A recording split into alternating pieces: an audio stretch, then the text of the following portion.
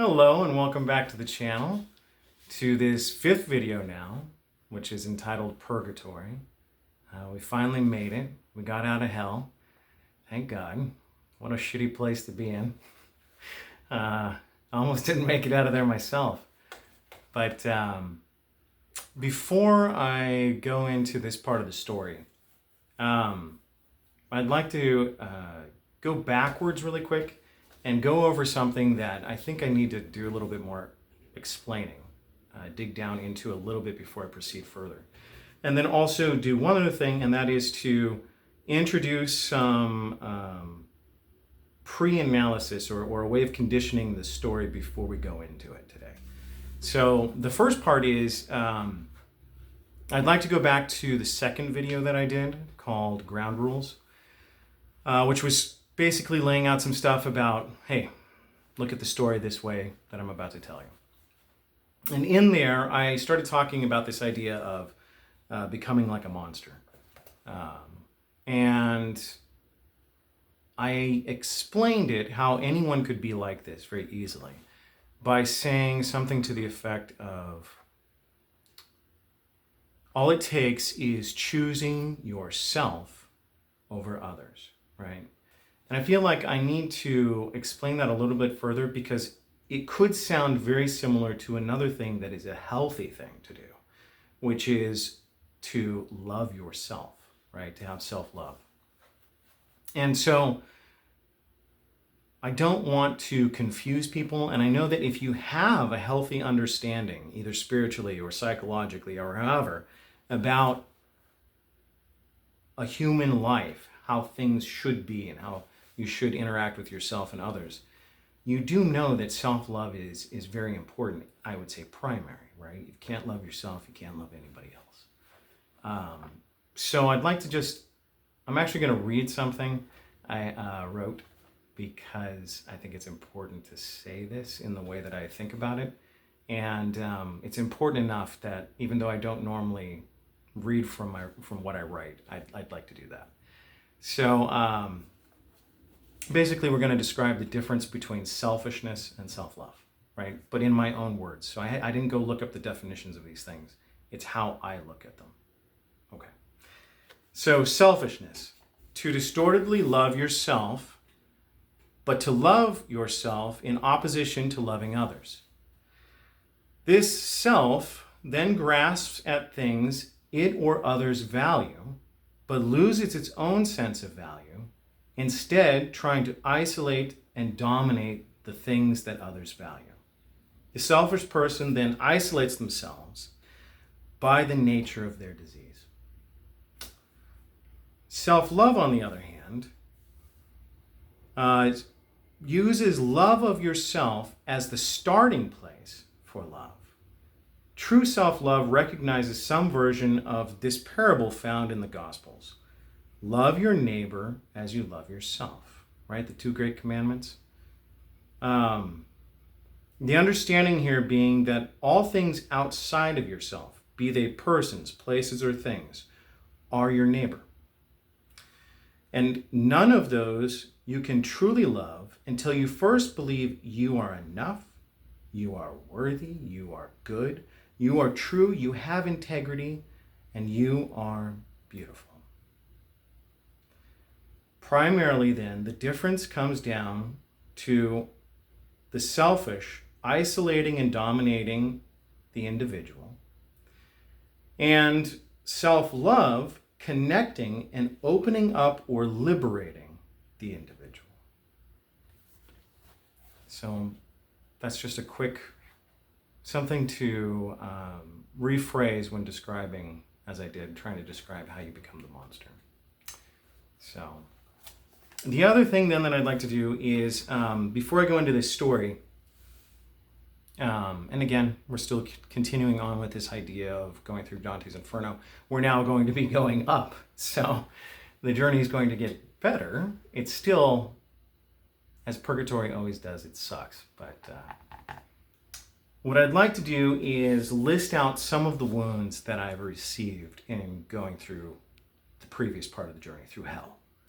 And keeping in mind that this purgatory adventure is going to happen or start even as I'm still in hell, right? I will not recognize it for that until later. That's something, looking back, I can go, that was happening simultaneously. But at the time, I was living through hell. That's what I observed. That's what I was in. So I'd like to break down what I have are wounds that have happened to my inner self, and then something that I did to compensate for that by expanding into my ego. I don't know if you recall in the last video where I was describing how I embraced pride and arrogance and ego basically as a substitute to try and give me some sort of false, but some sort of life to continue living so that I didn't collapse and basically shrivel up and die. So these things are going to I'm trying to line them up as much as possible. So first I have an abandonment wound, which is also codependency, and then attachment disorders come out of that. And in my expansion into the ego, I have emotional distancing or loss of emotion, right? Anxiety-driven relationships leading to the chaser-runner dynamic.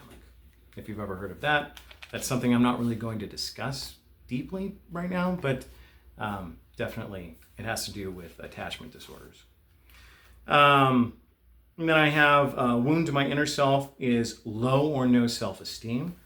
And so I will then expand into my ego by embracing pride and arrogance, right? So I'm offsetting that. The third thing is a wound to my sense of safety, right? So self-soothing, basically. And what I will do then, expanding into my ego, is I will embrace addiction, self-abuse, and abuse of anything that gives me pleasure, right? Whether it be food or sex or whatever it is. The fourth then is I have memory loss, but it's not just memory loss. It is the loss of my purpose, of who I am, okay? And there's memory loss, and then there's forgetting that, like the reason that you're here. And so I've got down for that embracing vainglory, right? Or the pursuit of the world or others' ideas of what you should value or find purpose in, right? So you no longer have purpose. You forget that you have purpose that you were born with. And now you're going to go try and find it somewhere else to fill in the hole. So it's a lie, but you've got to try and fill this empty spot once you lose this. And then this is very much has to do with the way that I was wounded early on. Hatred for the feminine, which I will then expand into my ego with misogyny or toxic masculinity, right? I know that term gets used a lot. If that triggers you, you know what? It's a thing. So tough luck. And then I have visibility wounds. And then as an expansion into my ego, I'm going to have an obsession with appearance or my style, right? Like when I was in school, trying to fit in with wearing the clothes that were cool or whatever, the look that was going on. There are other things, but those are just kind of some of the basic things that I thought of while I was sitting down with this stuff. And basically, Purgatory now is going to be this journey where, if you're not familiar with the idea, purgation, right? Purging. It's from the same root word. And basically, I'm going to be cleaning myself out. Or I'm going to be getting cleaned out. Let's put it that way. Some of it is more involuntary than voluntary. But it's just like any kind of purging. You want to do it, but you don't want to do it. It's like having a stomach ache and knowing you need to throw up to finally get over the damn thing. And I don't want to throw up, but you sure feel better afterwards. So, it's that kind of, it's better. It's not hell. There's hope. You're going to get better, but it still sucks. So,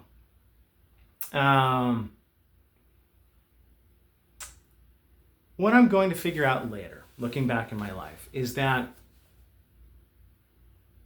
this purging journey, so I described in my previous videos about hell that the ways that I get wounded and how I'm losing and fracturing my personhood, the innocent child is getting destroyed and pieces being left behind. I'm going to close off, basically my heart is going to close off.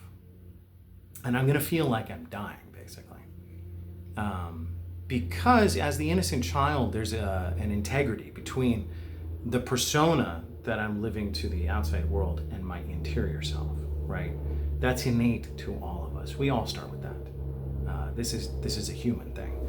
I just simply happen to be very aware of it, and this connection was very strong in me. I don't know how strong it is in everyone else. I simply know that when that was broken in me, I felt like I was going to die. And I probably would have if I hadn't embraced these other egotistical things as a toxic safety line, basically, a self-wounding safety line.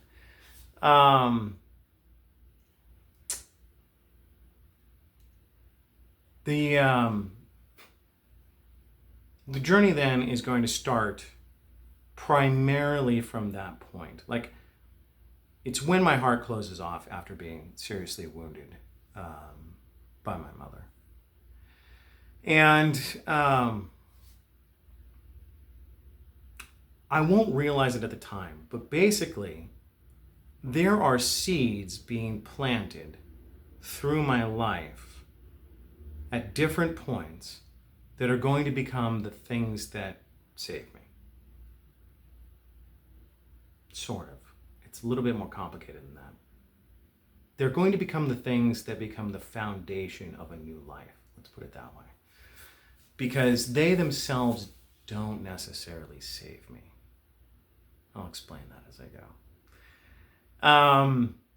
So early on, one of the things that I'm going to learn is I don't have a strong attachment to engaging with the physical world through my hands and embracing through the five senses ever since I was wounded in these different ways, right? Because my senses, I was very sensitive. I think I tried to describe that before.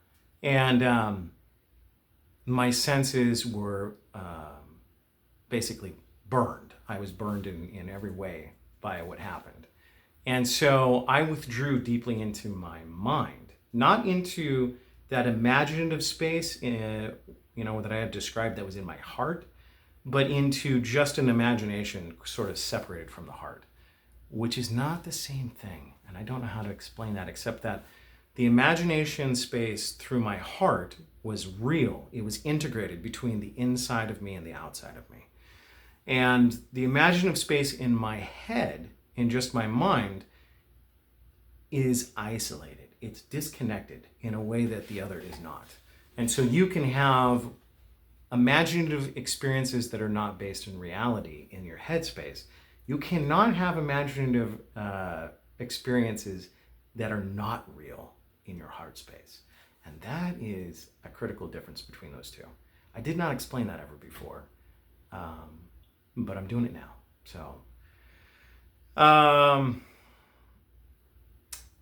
and basically I'm going to withdraw and I'm going to read a lot. I'm going to, have this whole fantasy life in my head as opposed to real life, because real life was so bad. It was so painful and shit, I couldn't even remember stuff, but I still had the pain in my body, right?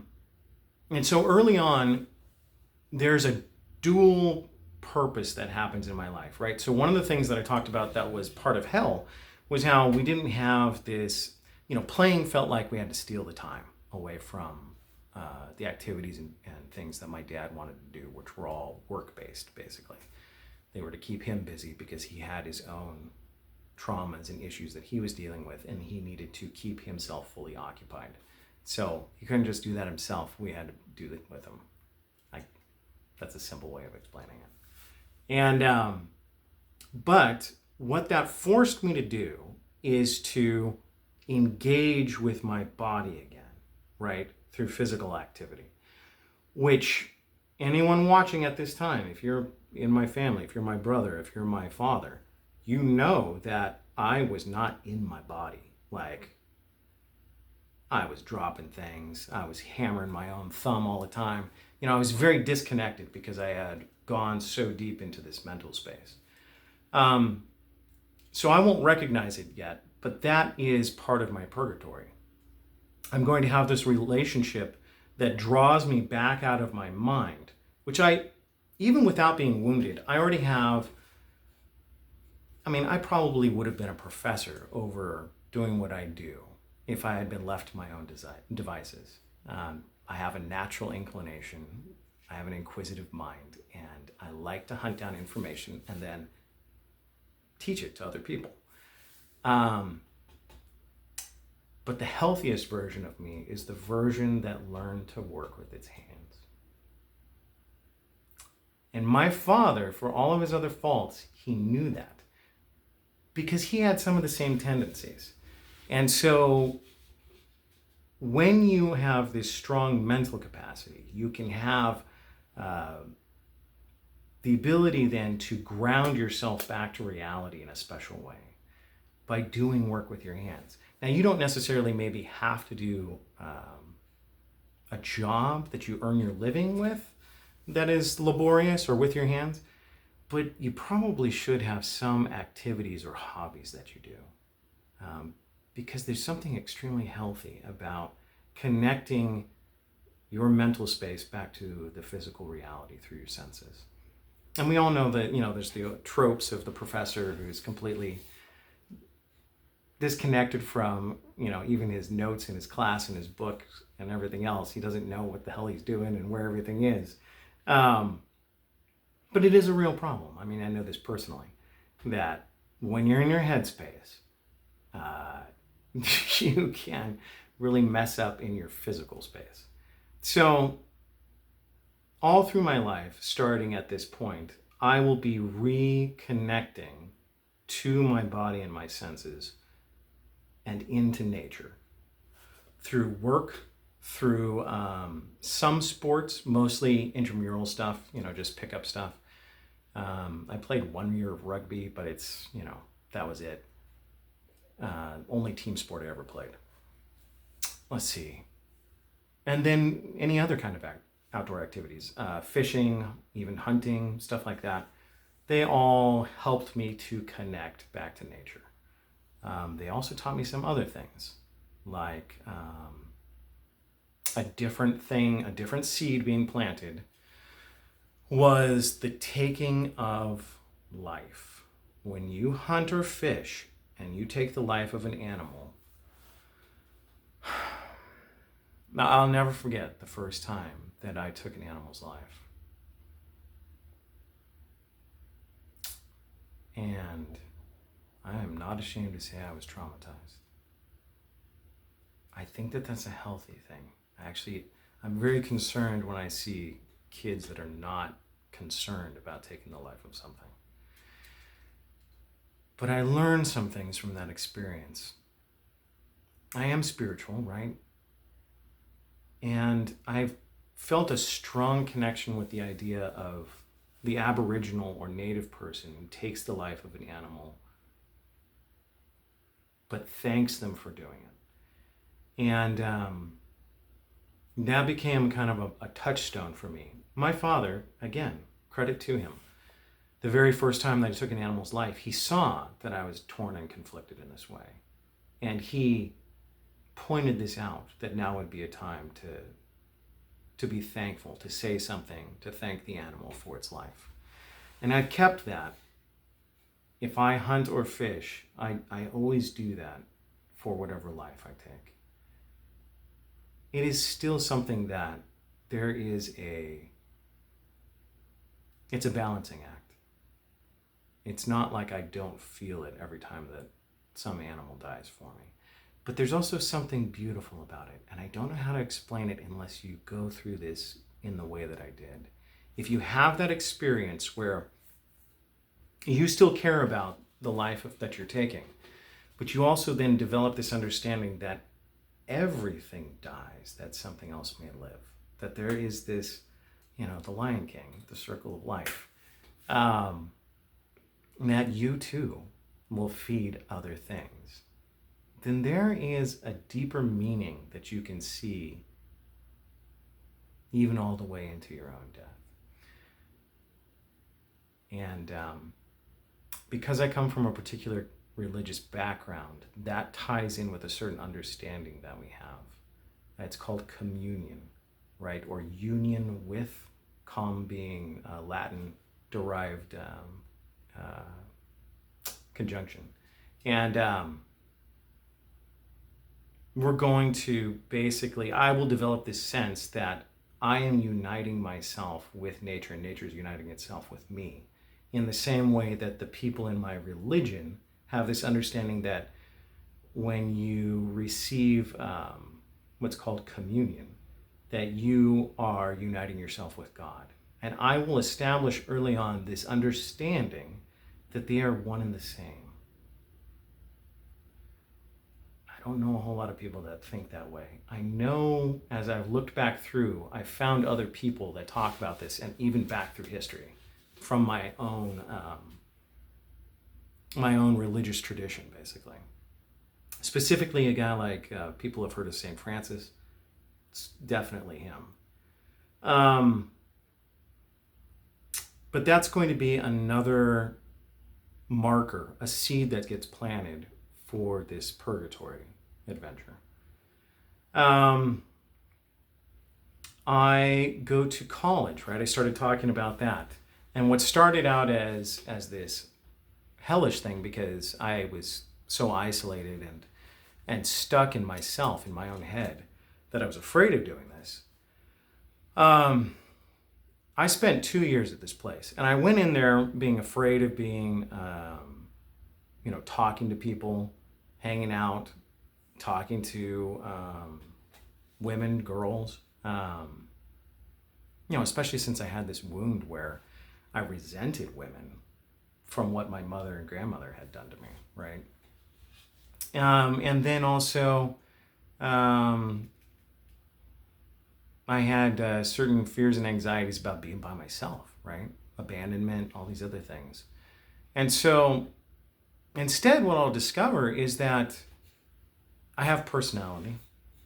It's attractive to other people. I can talk easily to women, which takes away some of the sting and changes the dynamic somewhat. Not enough still. I still have a lot of, partly because I'm still in a cult, I still have a lot of what are going to be toxic traits for interacting with women. And then basically I realized I'm fine. I can do this. I don't need to have my family around. I don't need to have any of the old support group. And a matter of fact, I'm doing better without them, which is a very interesting, I wish I'd, you know what? Everything in its own time. The things that I learned later, I could only learn after going through other things. So it's a piece. Again, it's another seed that gets planted. I'll have this first experience of dating, which turns out to be a weird experience. The experience itself is kind of hell, but it's also part of purgatory because it will be an early marker of this problem that I'm going to realize that I have. And that is that I keep on attracting the same freaking lessons back to me because I'm not learning that I have certain problems and I'm not healing them.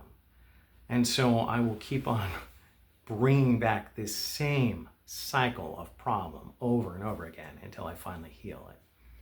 I will then come home from there. Well, first, in purgatory, I forgot I was going to talk about this. I mentioned it in passing in the last video. A very distinct and separate seed that will get planted. Oh boy, how to say this.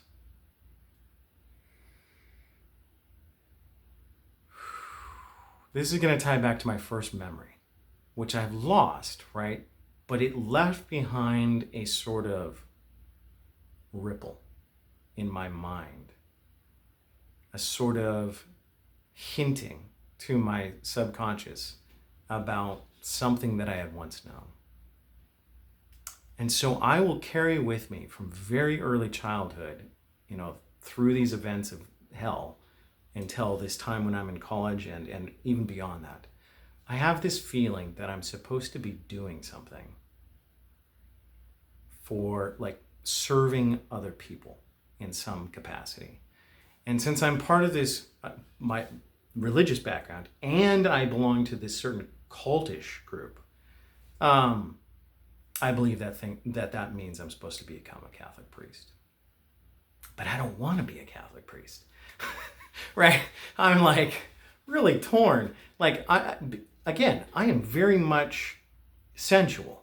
I love and appreciate my senses, and and at the same time, even though I've been burned and I had withdrawn from them, I have this love-hate relationship with them, right?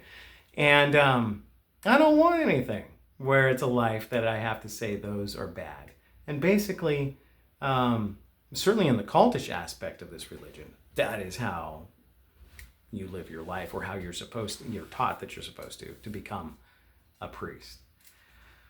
And also, I thought priests were assholes. Let's just be blunt. I had bad experiences with them as a kid, being arrogant and etc. And I did not want to be a prick. Oh my God.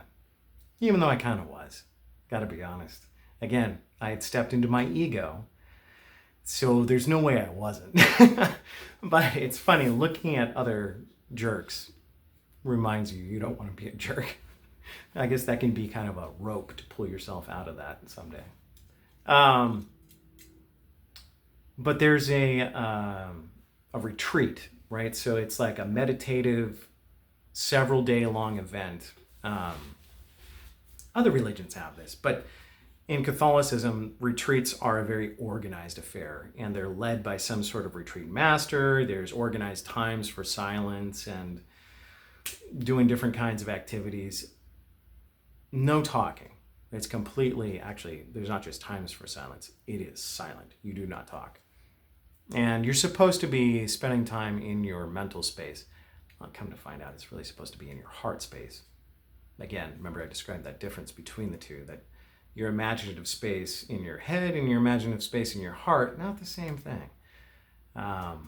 Anyway, something I wish I could pass on to my religious brothers. But this was special because it was held by monks that never give retreats to anyone but other priests. And they just so happened, the timing was right. They had done some sort of retreat. They'd come from France, and they'd done some sort of retreat for priests, and they had extra time. So somehow this college convinced them, hey, come on over here and give our college students a retreat. And it was awesome, and they talked in completely different ways than I'd ever heard religious people talk before. It was much less restrictive and more open thinking than I was used to, right? Healthier ways of thinking about yourself. And you're supposed to do these one-on-ones at some point through I think it was like 5 days. And I didn't want to do it, right? Because I've got in my mind this idea that I think I'm supposed to become a priest. But I don't like it, and I don't want to, and I feel like, I'm going to have this, spiritual showdown with this guy over this. Well, I wait till I'm the last slot on the last day. No one after me. And I go to see the oldest of the two retreat masters. And this wise old guy, I tell him my dilemma. I spell it out. And he just listens very quietly. And then he says something that's going to be life-changing for me. And he says, you misunderstand who God is and what he wants for you. And I went, what? And he goes, don't worry about what God wants. Do what it is, follow your heart, and that is what God wants. And I was like, what? You gotta be freaking kidding me. I didn't say that to him, but my heart went from, the basement to all the way up and out of my head. And it was the single most eye-opening moment that I would have for most of my life until very recently. And I left that place. I almost floated off the ground, you know. I was that happy because I knew that. That lined up with exactly how my heart felt. And I'd had this internal war for so long over this idea. But it still left me with this confused feeling like, well, then what the hell does it mean that I'm supposed to serve other people, that I'm supposed to do something for humanity, for the rest of the people around me? So I graduate college, end up losing contact with the girl that I was dating, which was fortunate. I basically just went silent because there were problems. And because of my attachment issues, I played the runner, which is I just went silent. She created an ultimatum for me. You're not talking enough. You're not communicating. And then she's like, I'm not going to call you or message you unless you do it first. And then I never did it, which was horribly cruel. I look back now and I'm like, God damn it. I wish I could find that woman and apologize to her for doing that. That was such a dick move. If you ever see this, I am so sorry.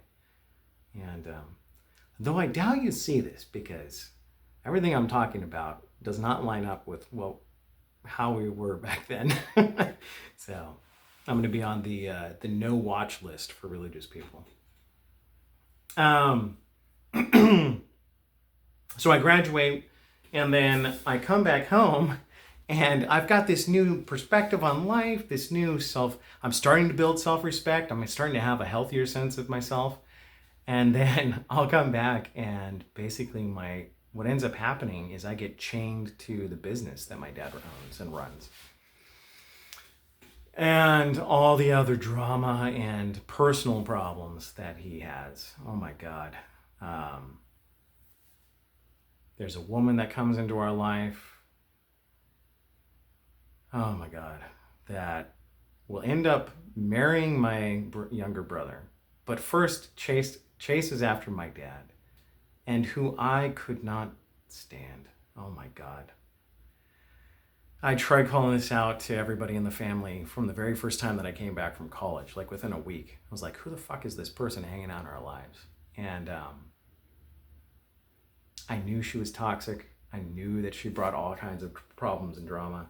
It would come out later that she and her mother, just like the woman in the previous video, the second wife of my father, they had met my mother, gotten in contact with her, and were basically angling for our family, is the only way to describe it. If my brother ever sees this video, he's going to hate me for describing it this way. But hey, this is what I saw. This is what I smelled. That's what it is.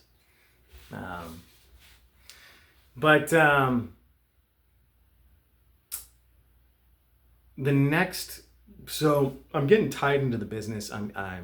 My dad's promising me basically that we're going to build this thing, that it's going to have this future in which I will help him run it. We'll either be co-owners or I'll become the owner eventually.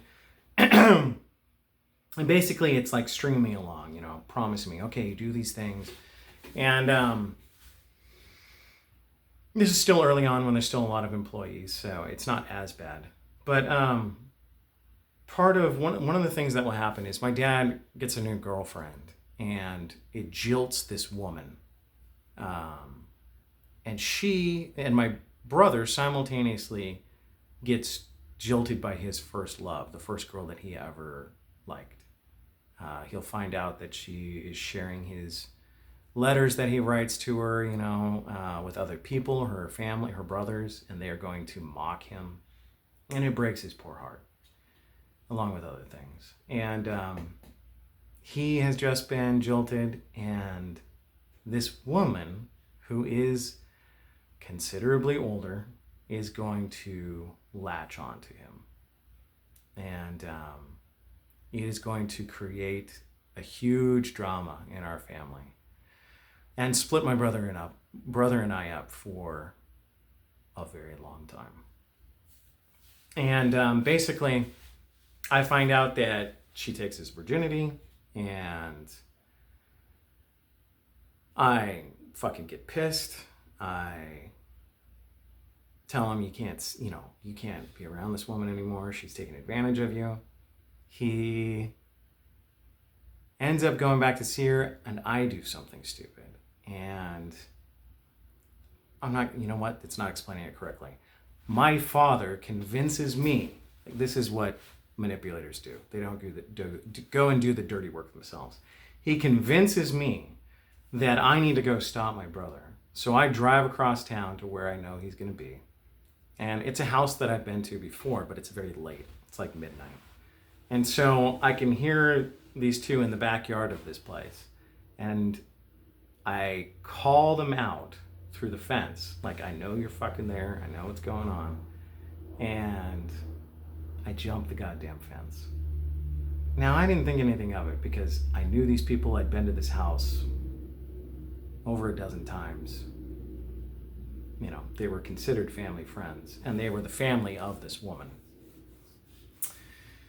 But that will end up being used against me after a time, not right away, but after several months as I continue to do my dad's manipulative work, where he pushes my sisters and I to go try and cut off these two from connections with other people.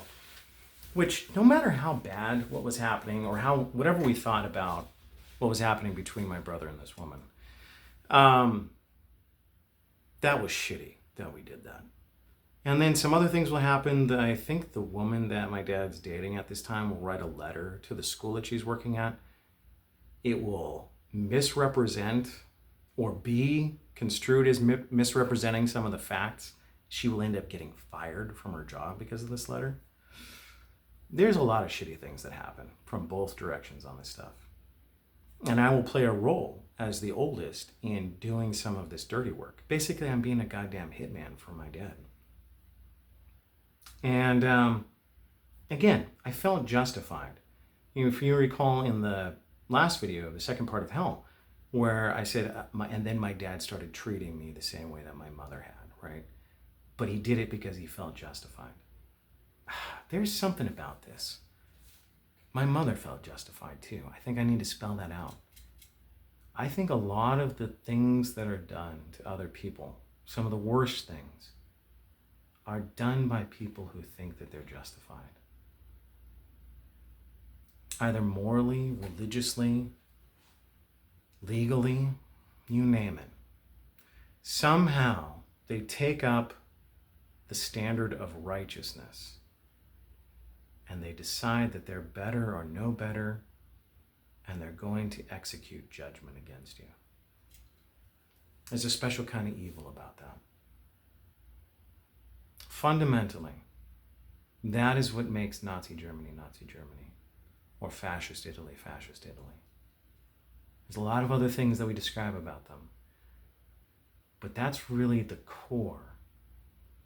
How they get there and how they develop their ideas, that's a different part of the story. But what they both embrace is this sense of self-righteousness. I think we can find that in every place and all through history where some of the worst things are done to other people.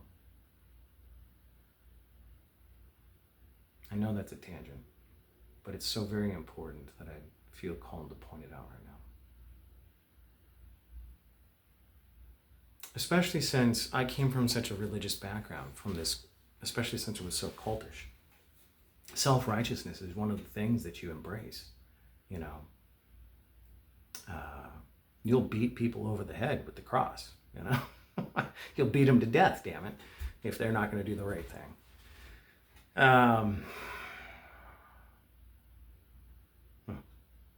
Anyway, we're in our self-righteous mode, and we end up destroying this whole relationship, potential relationship, no matter how bad it would have been, you know, between these two. And I get a restraining order against myself. Oh my God. And this becomes another piece of purgatory for me, which is interesting because I didn't put it in hell. I put it in purgatory because I'm going to learn something very important. first of all, my father gets an attorney. I didn't. I didn't have money to. So, and he tells me, oh, it'll be okay. You don't need an attorney. They're just going to drop the thing. Manipulators always cover their ass, but they leave yours dangling. Gotta love it. So I go into this thing and completely naively, and our case, this woman basically wants to get a restraining order against me, not my brother. And the judge sees my name. Well, first he does my dad's. And my dad, I'm going to forget if he's in the room or not. I don't think he was. I think just the attorney for him was. And they will do an automatic dismissal because both parties agree to just stay away from each other, which is what we assumed would happen with mine. But my dad's name comes up first, and that's going to be important. And then mine comes up. I'm going to be the last case that the judge hears. And he just saw my dad's name, right? He asks for the chambers to be emptied except for us two. Weird thing, right? Not exactly, I mean, I know that this is done, but it was very odd. And I noticed the bailiff even kind of like cocked his eyebrow.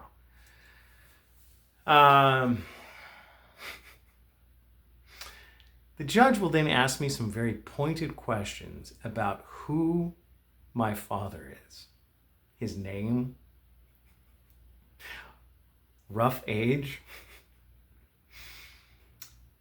And then this judge will proceed to throw at me the longest length restraining order that you can get as a non-violent offender without criminal history, right? And I'm shocked, right? Of course, my brother's future wife is like elated. It's way beyond what she was hoping for. And I come out of that room just floored, like, my God, what the hell just happened to me? And I feel the betrayal, right? Here my dad protected himself, but left me high and dry. And then I start telling my story to my dad and his attorney, and they both look confused. And then, especially about the part where he was asking me all these personal questions. And then my dad asked, what the hell is this guy's name? And he had an Italian last name. And my dad just sat down. And I could see it on his face. It hit him. And he goes, Chris, that was your mother's first attorney in family court for divorce. Man, you cannot make this shit up.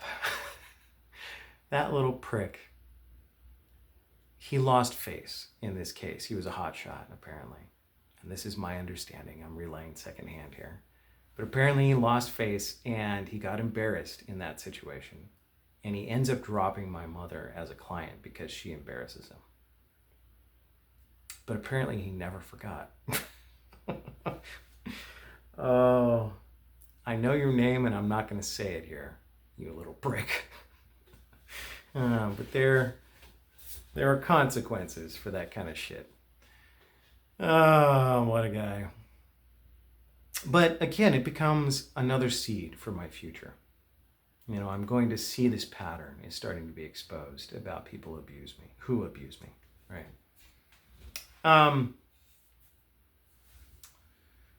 That is just a few years before I'm going to get married, right? In that time, I will start to embrace some activities because I'm trying to conquer some of my fears and anxieties that I have. So again, trying to re-inhabit my body and be more connected with nature. I will learn how to go scuba diving, something that triggers certain fears that I have about basically claustrophobia. And I will trace this fear of claustrophobia back to what happened to me as a child. Something that I didn't mention in hell, but probably should have been in there. I would have for most of my life, through my early teenage years, all the way through into my 30s, I would have a reoccurring nightmare of being suffocated to death or being smashed or being trapped in a very tiny space. And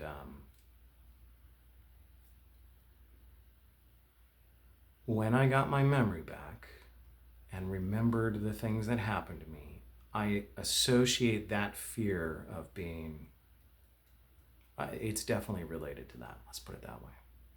So my mind was trying to tell me all along, and it was coming out in my dreams,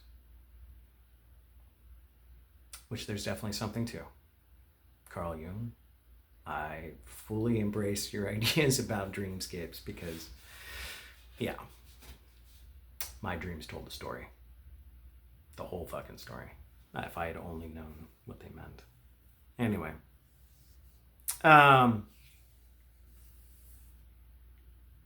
Lost my train of thought there. I will then, roughly around this time, meet my future wife. And I had been the runner in my previous dating, right? I ran away from that relationship. I will become the chaser in this one. And beg your pardon 1 second. And basically, if you're not familiar with that dynamic, when you have attachment disorders, you have a fear of abandonment basically at the root of it. And so when you start to have an emotional connection with another person, it's either going to cause you to become extremely anxious in your attachment and you're going to want to run after this person and cling to them, or you are going to have a runner mentality and you're going to want to cut ties and isolate and get as far away from this emotion as you can. And neither one is better than the other. I know that the runners get a bad rap because it feels cold and it feels distant, but they're just as hurt and vulnerable as the other. So it's not better either way. It's just two hurt ways of dealing with big feelings. So I become the chaser. I think I mentioned it in the last video, but my buddy was actually interested in her, didn't know it. She came to the wedding that we met at because of my buddy. I had no idea. And I came to the wedding because of this guy as well. To hang out with him because he didn't care for the guy that his sister was marrying. And it was their wedding. But I was going to be there as his wingman to make sure that he didn't drink too much and that everything went off fine. No, that's not the real reason. It was just to hang out with him and commiserate. But I will end up chasing after her. And I should have realized, I tried to describe this last time, but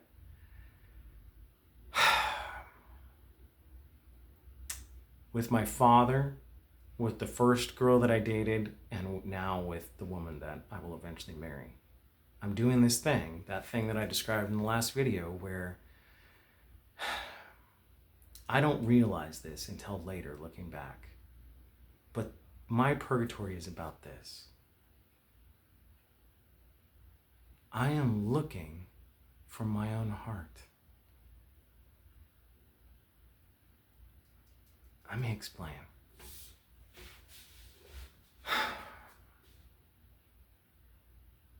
I tried to describe how my heart does not have limitations on it. It is indescribably big. I've never actually found the edge of it. But it's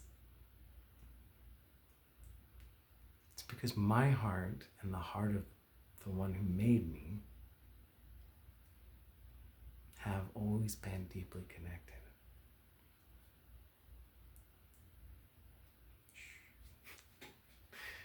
And there's this deep hunger in me to find somewhere else in the world someone who's like me.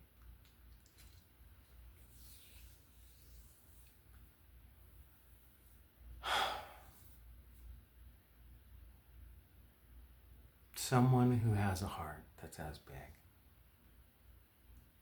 And so, all along, in lesser ways with other people, but specifically in big ways with my father and my first girlfriend and my future wife. I will take and put my heart in these people. And I'm still wounded, so my heart doesn't have the effect that it would have if I was healthy. And I know this now. When my heart is healthy, there's a certain kind of power that it has. I don't know how else to describe it. And you know what? You don't have to believe anything I say. These are just things that I've observed, and I know it from watching it. But when I'm unhealthy, it does not help the people who receive my heart.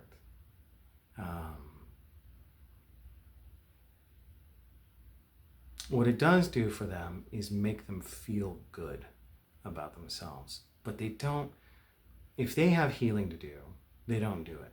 It just leaves them stuck in the position that they're at. You know, I try to describe this with my dad. When he's got these emotional problems and he's down and he feels like shit, he will come to me, he will dump that on me, and then he will trade my joy and happiness that is in my heart and leave behind his shit. And the same thing with my first girlfriend, and the same thing with my wife. There's like an exchange of energy with these people, but it's not love. There becomes an attachment through what they can get from me, from this emotional space, this heart space. And I know that sounds horrible. I don't know that these people necessarily knew they were doing this. But what I know about, again, my heart is so big. Like, I never stop loving.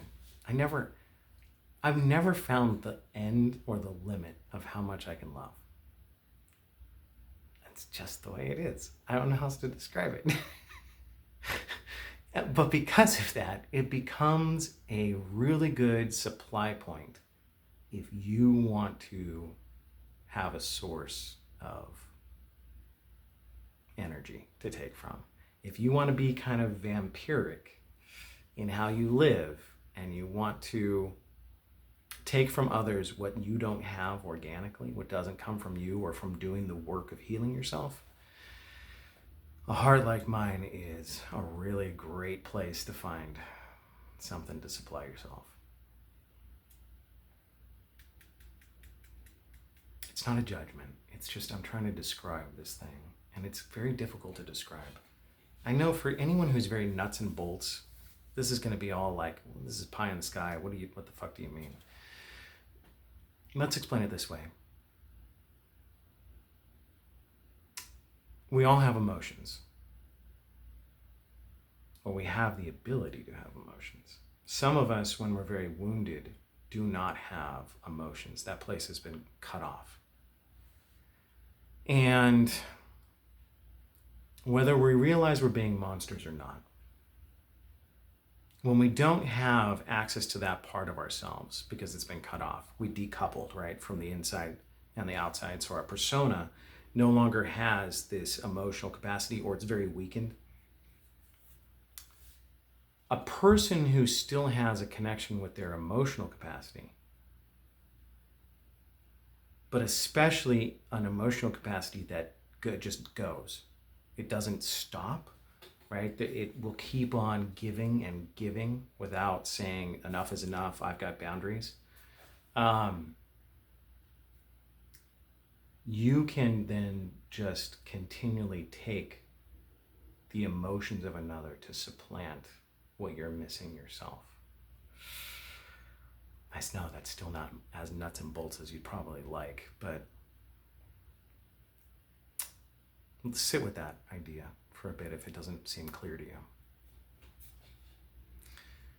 So I will be the chaser in this relationship with my wife, sorry, going back. And she'll say some things over the time that we're dating that should have like clued me in, like she never thought that I was interested in her. Why would I be interested in her? She thought I was interested in her sister.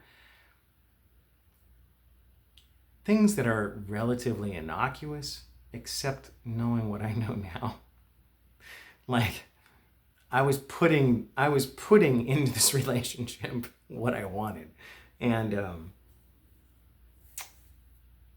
my personal magnetism being what it is. And I'm not trying to be, this is just the way it is. I know that I can attract other people. I don't use that like some people do. If you have this kind of charisma or magnetic personality, you could use that to manipulate other people. Matter of fact, that's usually how it's done. I have always run away from it because I am worried about taking advantage of another person, right? I mean, I went through all this shit.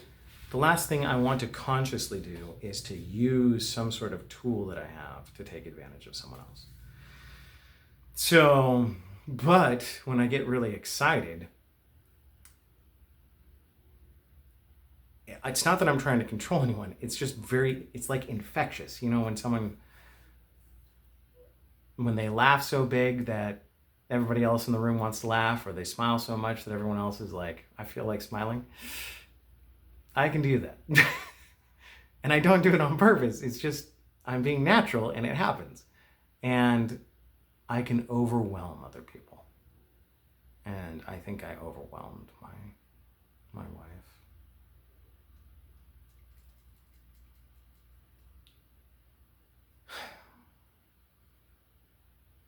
Again, these things aren't, I'm not trying to blame anybody. But I think that in part, that is part of the problem with our relationship. Is that I didn't have the self-respect. I know I explained in the hell thing about the situation, beginning of our marriage and everything. But I also didn't have enough self-respect to realize, enough self-love to realize that I was putting what wasn't there into other people. Ironically, what I will find out later is that when I'm healthy, I can put my heart somewhere and it actually helps to heal some people. Actually, it can heal anybody. Everything's about free will, but it can heal anybody. I know that. Tangent, sorry. But when I'm unhealthy, no good comes from it, unfortunately. So I've already kind of explained in the hell journey, that whole scenario. And I described how I get to the bottom level of hell in this relationship. And I know I didn't dig into all the problems as much. And it doesn't sound as bad as the things that happened to me before, right? But there's something extremely destructive about the fact that more than anyone else, I had sought to find my heart in this person. And so there is a level of a feeling of betrayal that is greater than anything else that's happened before.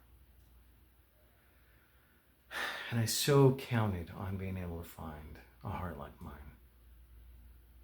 It hurt me so bad.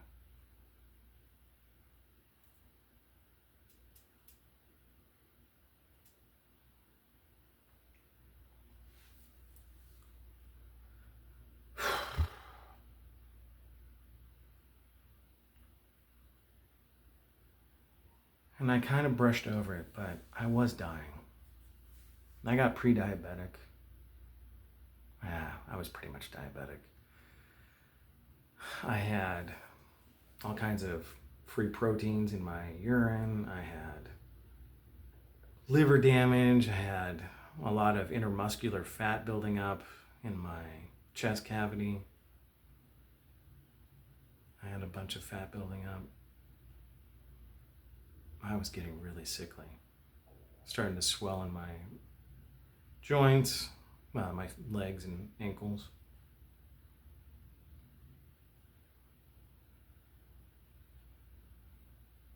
I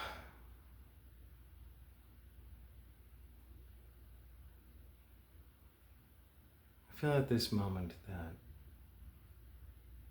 I started to finally remember that I needed to love myself.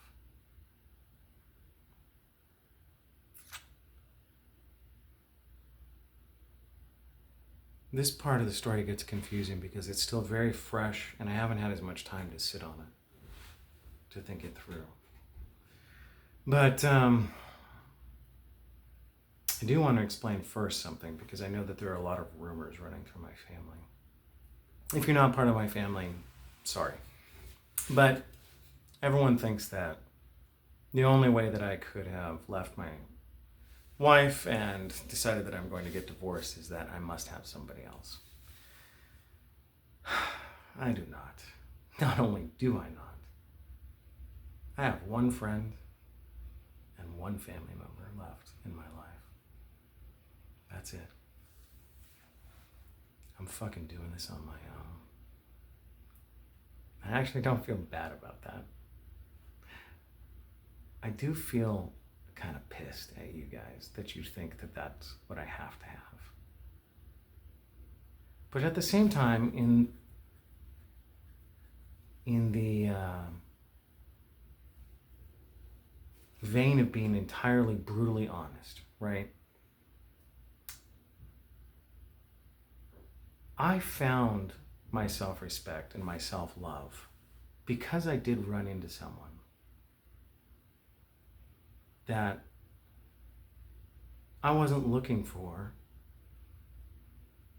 simply ran into them as a friend, and I recognized in them when I wasn't even looking.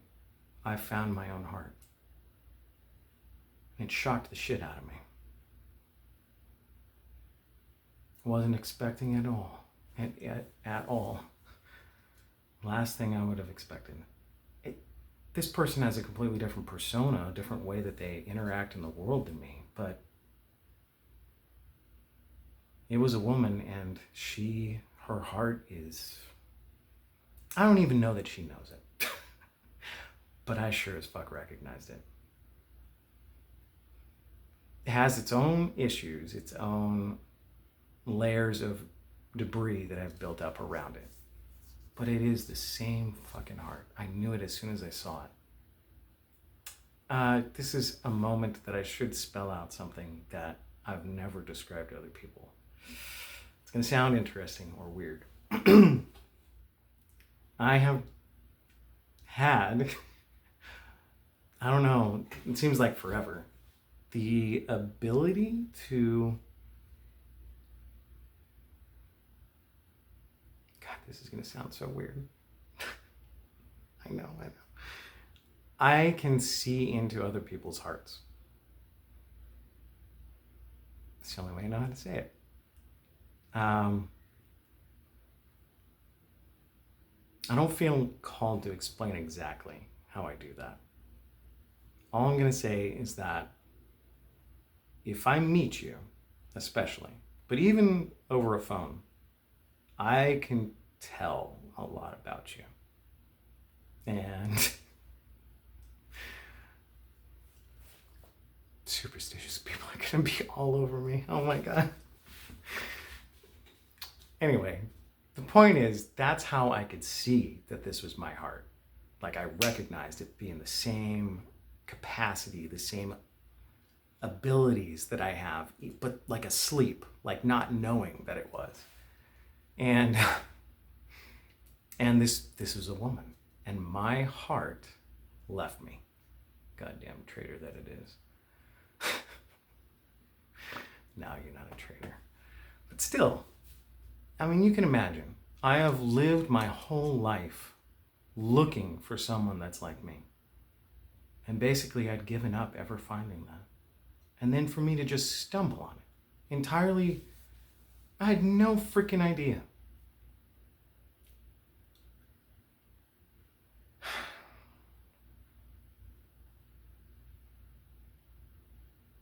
Unfortunately, I wish that I had a relationship with this person, but I don't.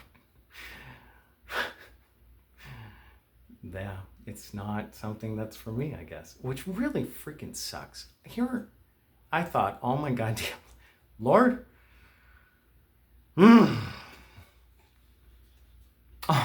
freaking life. Here I'm putting my heart everywhere, looking for it.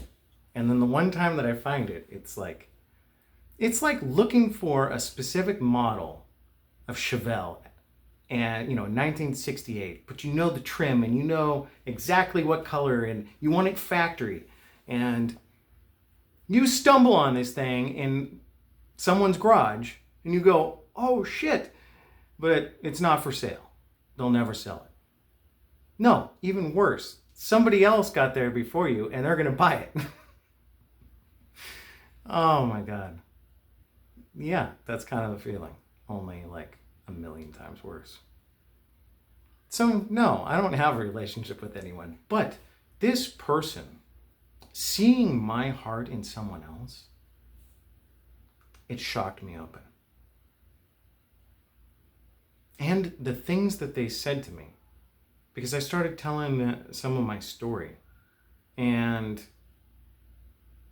they like held me accountable to how I was letting myself be treated.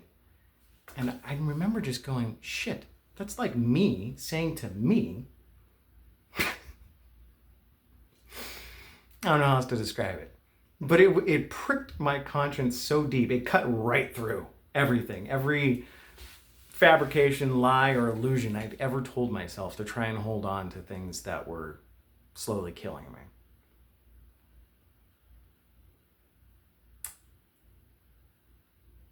And then to add something even more to it, that same day that happened, this is also going to sound crazy. If you're not religious, I'm so sorry, or spiritual. God gave me a visible example of my first memory. And I'd slowly been gaining my memory back. I didn't explain this through my journey. And God, I skipped one piece real quick. When I first got married, I skipped over this. I had this sense that the only way to have a healthy relationship with my future children was to try and heal with my mother. So I arranged a meeting through my estranged brother at his house to try and meet up with her. And before that meeting ever happened, I started to have these recurring nightmares every single night, the same nightmare. And I was dreaming about what happened to me in that house, So, and then in the daytime, my memory was cracking wide open about these things. So I would have these nightmares and then I would wake up. I was deeply disturbed because I would still remember the damn things. And then through the day, my memory was being like unclogged and I was remembering the real scenario, not just the kind of distortion that happens through dreams. And again, I remembered that house, the place where my heart always sank through my shoes. So anyway, my memory has been coming back over time since then. That was like 12 years ago, I think. So jumping back, I gained access to my first memory again. Oh my God. And it was in this way that was...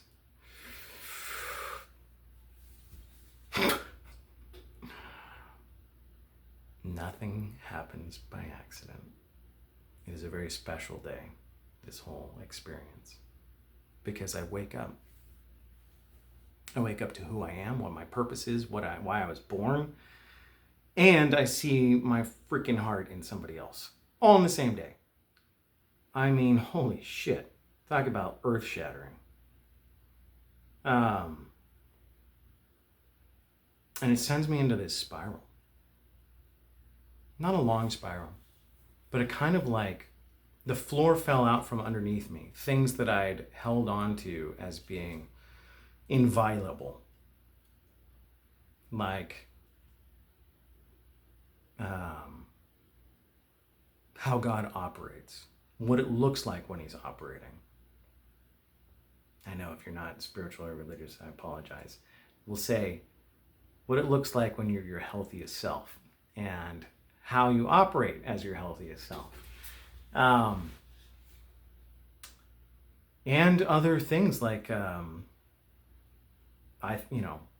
held this idea that, well, it's the line that's going to be thrown at me by everybody who's religious. What God has put together, let no man put asunder, right? Which I would challenge my dear brothers and sisters, they're forgetting the most important part of that. It's the first line. What God puts together, may God also separate if he thinks that it should be. And you don't have to believe that that's what's happening. But I do. I do. I know it in a way that you may never know. And that's unfortunate. Because that tells me that you don't walk in your heart with this one. The one who made all things. But this spiral that I have, will send me down all these rabbit holes where I will rediscover myself. I will remember that I need to love myself, and I will start changing how I treat my body. I will suddenly realize that all these things have been planted through my past, that I've been walking through purgatory without realizing it. And when I turned around and looked, there was a whole forest that had grown up behind me that had been keeping me alive. And where I had thought only dim embers were burning in my heart, it turns out underneath all the carbon buildup and the scarring and the damage and debris, God had been tirelessly working. He'd been forging. And what I didn't know is I had been forging with him. I'd been doing work in my subconscious mostly, but also consciously, by planting all these seeds through my past. And he'd been forming a kind of tool. You might even call it a weapon. And it's reality. It's the truth.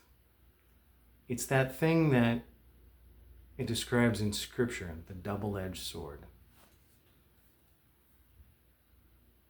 You can't wield the double-edged sword. You can't use it to strike somebody else down because it will cut you down as well, right? It has a blade on both ends. There's nowhere you can grab it without slicing yourself. It reminds me of,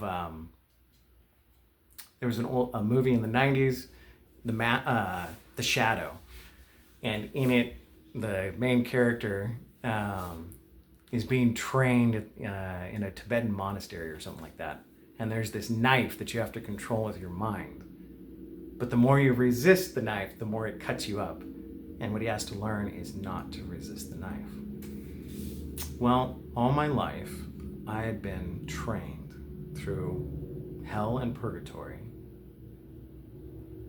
on how to kill my own ego, how to let go of my own judgments and sensibilities,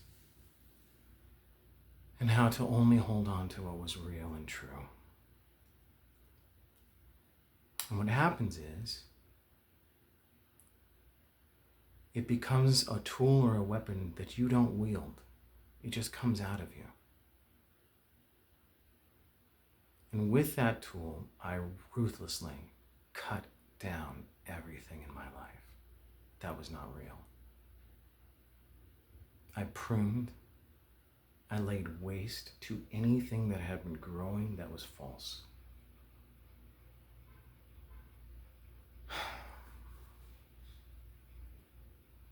Anyone who has tried to work with me lately, who has been around me, that has anything unreal in them, knows what I'm talking about. They know that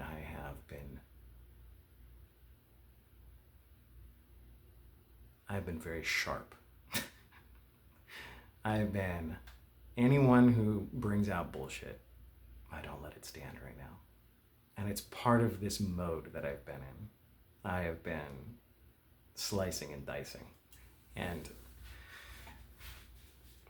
If you got cut, I'm sorry, but it means that there's something unreal that you're holding on to. It has nothing to do with me trying to attack anyone.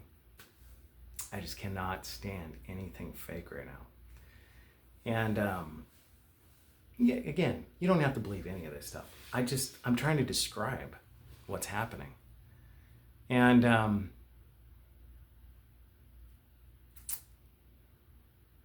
basically, I'm going to cut everything out of my life that didn't belong. I had friends that my wife will end up manipulating into ambushing me. And I know they're going to disagree with the particulars of that, but that's what happened, and that's how it happened. You know, they didn't just suddenly show up at my house on their own, and they didn't treat me the way they did because they felt respect for my ideas and who I am. And that's an ambush, right? You basically thought you were going to intervene in my life and tell me what to do. And I don't have room for anything like that in my life. I love you, but no, we do not do that to people. I lived in my car for a while because I had no place to sleep. Surfed on people's couches.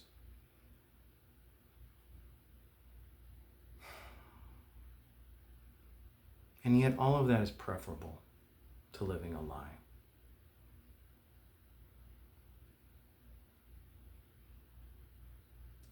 There's just one thing that I wish. I wish that that person that I'd met that has my heart, that I could have somehow healed them. Well, my heart never came back. So there's something about my heart, especially now that I'm more healed. I know that it heals other people. I've always known that. When I'm being healthy, I heal others. And that doesn't mean that it feels good. That's a mistake. If you have anything in you that is resistant to what is real or true, my heart feels like pain. Oh my God. You'd think you were under attack. But what I know is that one way or another, this other person is going to heal. Well, what it seems like is, well, my heart's going to come back to me one way or another, whether it's with another person or by itself. And I'll just be happy either way, because no matter what happens, I know now that there are other people in the world with my heart. And that is what I finally learned.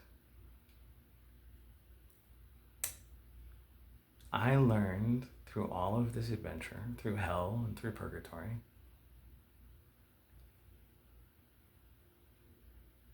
that I never needed to find love anywhere else. It was always inside of me.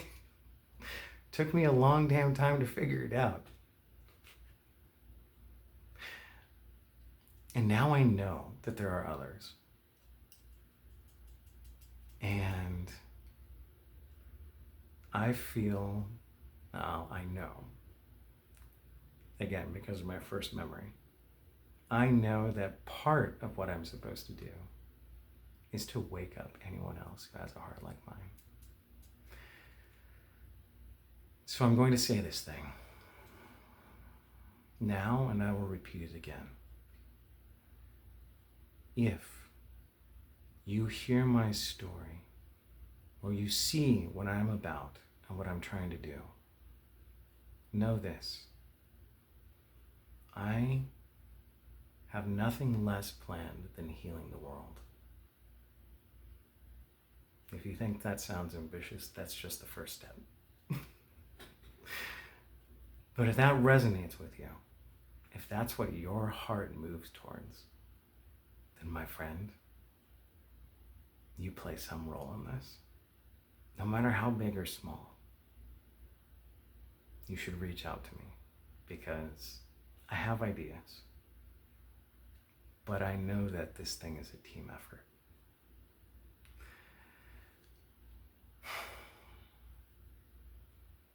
See, I got it out.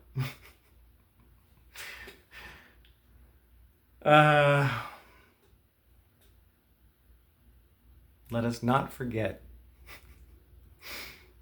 Remember, be human. What else is there? Love you.